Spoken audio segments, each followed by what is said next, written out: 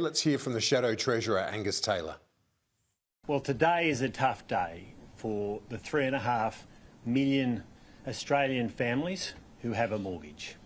Making ends meet is tough in an inflationary environment, but it's even tougher with rising interest rates.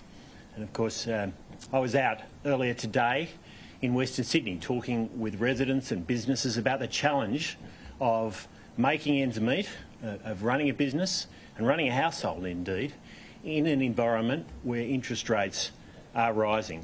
Now, this was obviously a decision of the Independent Reserve Bank, and it should be respected for that, but those decisions are made within an economic context and within the context of government policy. And of course, the most important thing a government can do to contain interest rates and to contain inflation is to contain its spending.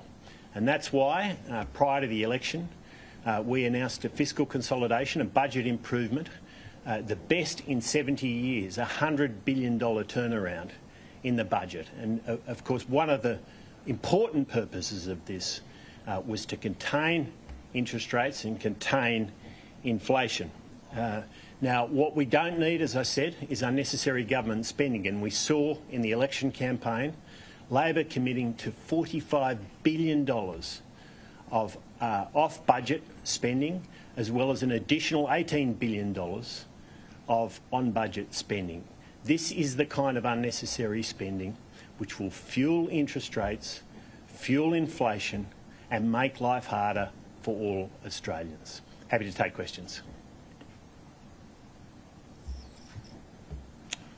All good? Perfect. Thank you very much. Cheers.